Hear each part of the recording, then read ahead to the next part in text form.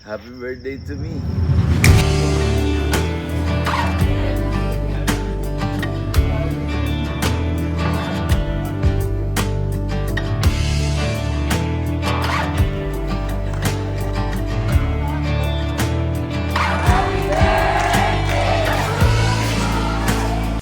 Good morning mga ma'am and sir. And happy birthday to me. 28 na ako. Ano nangyari? Sobrang bilis. Parang tanda-tanda ko pa yung mga nangyari sa akin ng bata pa. Kung tatanungin niyo po kung ano gagawin ko ngayong birthday ko. Actually, pinagbawalan ko yung pamilya ko na isurprise ako. O kahit na anong parang regalo na mag-arbo. Pinagbawalan ko talaga. Kasi may plano ko ngayong birthday ko. At ang plano ko ngayong birthday ko pag-usapan nga natin. Paano ba nangyari? Bakit ba naging 28 na kabut? Paano nangyari? Dalawa na lang? 30? Actually, hindi ko naman naaalala lahat na mula pagkabata ko. Siyempre, nung baby pa ako, wala naman akong maaalala nun.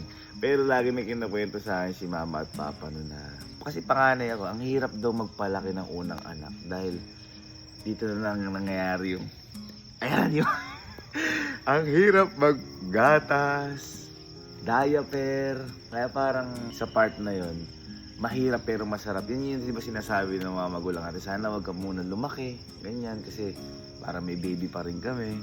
Kasi ngayon 28 na ako.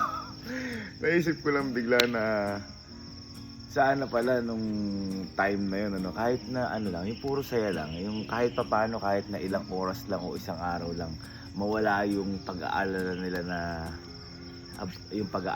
about sa gatas, sa diaper ko, yung mga ganun.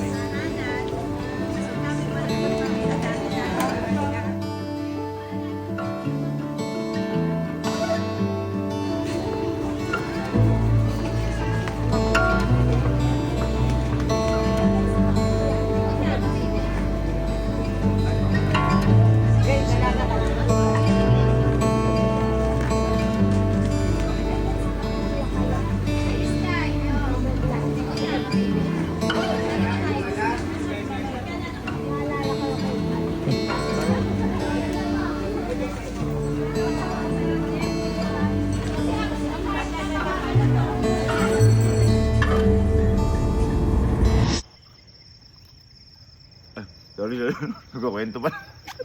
Ayun, siyempre, pagkatapos ko yung baby ko, lalaki ka na. Hindi naman pipili paglaki. Naging batang makulit ka na yan. Ito na yung nahihilig tayo sa mga chocolate, sa mga laruan. Ito na yung mahilig tayo, iiyakin tayo. Yung kinukur tayo singit ng magulang natin. Naalala ko nun, speaking of laruan. Meron ako isang laruan nun, parang si Psyduck ba yun? O basta parang Gundam, parang robot siya. Gustong gusto kong nilalaro yun kasi binili sa akin ni mama at papa yun. Ngayon parang yung naging comfort toy ko na kapag matutulog ako, dapat lahi ko siyang kaakap, kahit matigas, ganyan. Siyempre yun yung kahit anong laruan nun, magiging masaya ka pag bata ka nun. Siyempre pag mga babae, yan naman kakasabay mga Barbie, mga ganyan. Sa mga lalaki naman, di pwedeng mawala yung hindi pwedeng mawala yan. Kaya naisip ko lang bigla noon, siguro ako kung biglang may magbigay siguro sa akin ka ako na ninong ko na laruan nun, sa chocolate. Buong buo siguro yung araw ko nun. Kaso wala nagtatago yung mga ninong ko pag Pasko Kailangan ko Barbie.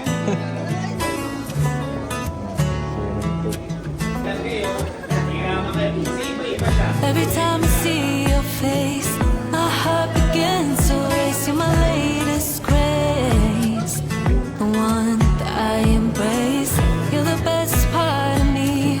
I never knew I could feel this way, and I'm here to stay for eternity. I wanna wake up for the rest of my life.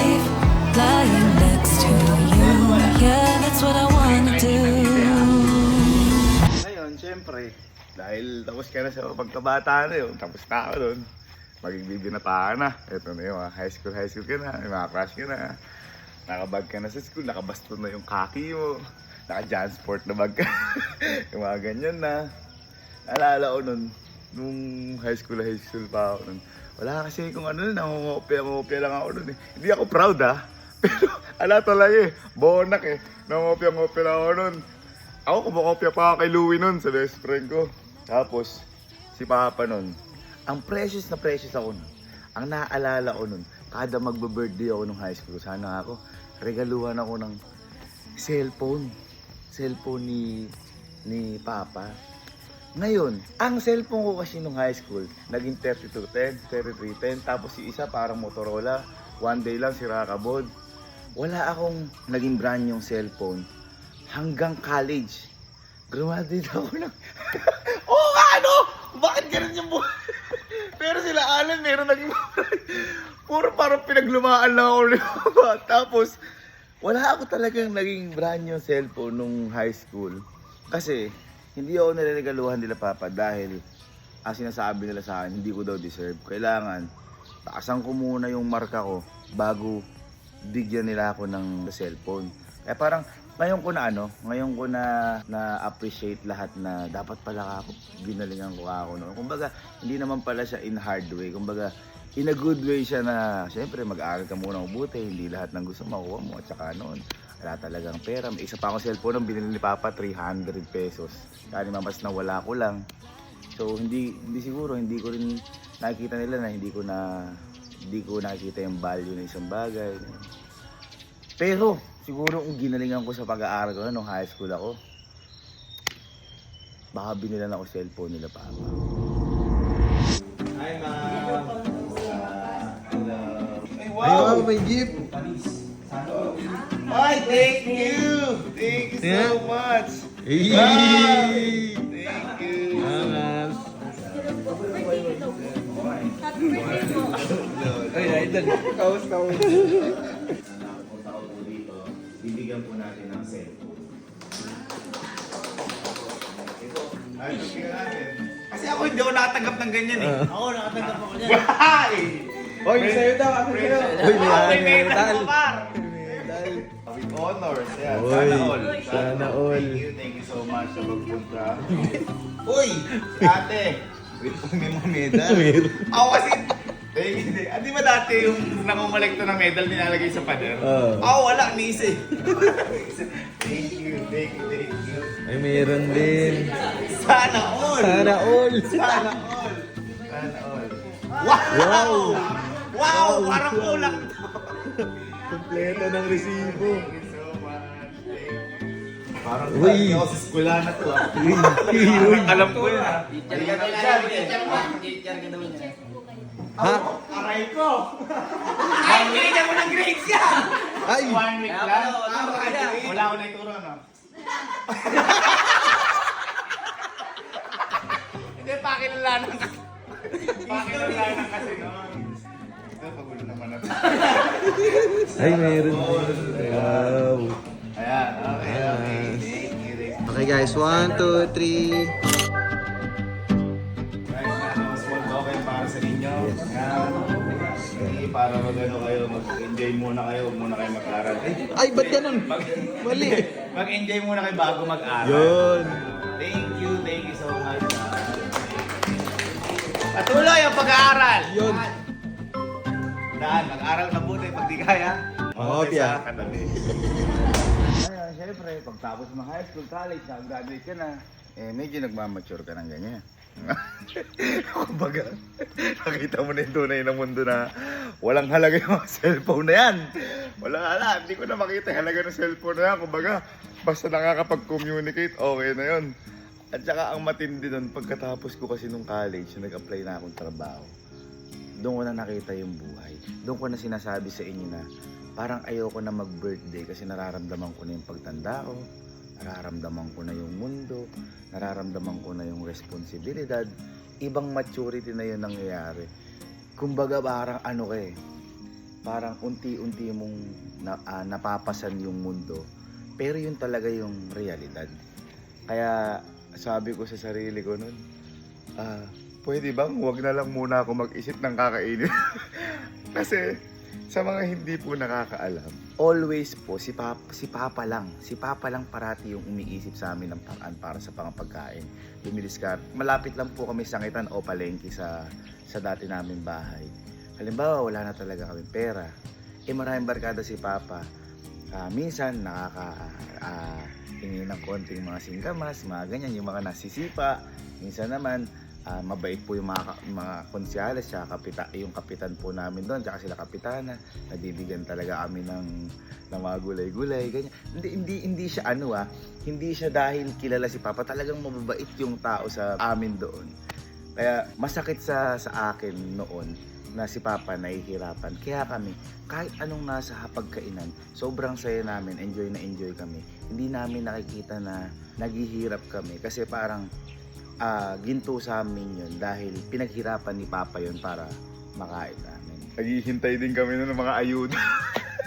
Ayuda talaga.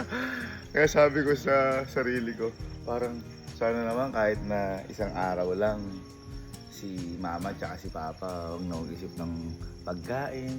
Kaya dati naman kung may 500 ako, bibili kong lechong manok, lempo, sisig.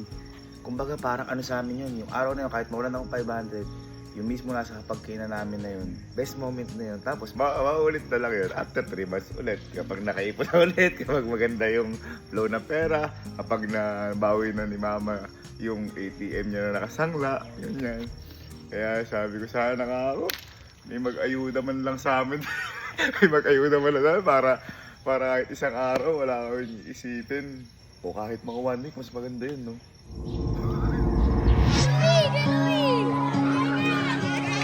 So I've been overseas, I heard you calling out to me. Okay. Sending songs in the wind. And like every time I'm waking up from every rain, Kumakanta na sila. there is nothing to you, 'cause you held me. Maraming salamat po dahil nakasama ko po kayo ngayong birthday ko. Ayan, thank you po. For you. Now I'm crying on an airplane, looking over landscapes. I keep coming back to you. Thought that I was over, remember in October, but I keep coming back to you. Dreaming of deserts, I forgot where you were. I lost in your eyes, blinding sunrise. They spoke of moving mountains. If I gave you Thank you so much po. Thank you po. intentions, they left our forest to burn. 'Cause you held me in one hand, and I would have pulled the moon and stars down for you. Ayun, kaya parang nakakaano lang mag-birthday ngayon. Parang kasi ang bilis ng panahon. Kaso hindi naman natin pwede pili panahon, tsaka di natin pwedeng hindi harapin na tatanda talaga tayo, magiging tatay, magiging lolo. Ayan, kumbaga darating at darating sa buhay natin yan. Kaya nga, lagi ko sinasabi po sa inyo mga mama and sir na sulitin natin bawat oras dito sa mundo. Time is precious, lalo na kung magkakasama pa kayo ng pamilya nyo. Sabi sa inyo, kahit na ano pa yung nasa hapagkainan nyo, kung kumpleto kayo, napakasarap niyan at napakasaya niyan. Pero kung sobrang garbo niyan, pero may kulang sa inyong isa, napakalungkot niyan. Danas na po namin yan, kaya yun yung lagi kong pagsisisi. Pero wala akong magagawa kundi tanggapin dahil alam ko naman binabantayan kami ng tatay namin sa taas. At kapag dumating yung pagkakataon na tumanda ako, talaga, kunyari lolo na ako, talaga maglilibang-libang na lang ako nun. Naalala ko nun si Lolo, Lagi. Ang libangan ng dyaryo. Yung basta may something doon. may hindi pwede sabihin na may something doon. Tapos may puzzle siyang ginagawa. Si Lola naman, tanda ko nun. Lahat kami, pag maghahapon na o tanghali o hapon na, yung mga kabataan sa amin, pupunta kay Lola, manonood kami ng Zoids, Doraemon, ganyan, paggabi, yung Kamandag, Encantadia. Alala ko yung, kasi si Lola lang namin yung may TV sa barangay namin nun. Tapos binubuksan talaga ni Lola yung bintana. Alam ng mga taga Magsaysay Norte yan. Yung mga kabataan sa amin. Kaya sabi ko, sana ako lahat ng mga lola natin, mga lolo man lang, may mga TV na pwedeng pagpanooran. Kasi nakakalibang yun. Ako ang bata, nalibang, paano pa sila lola-lola nun?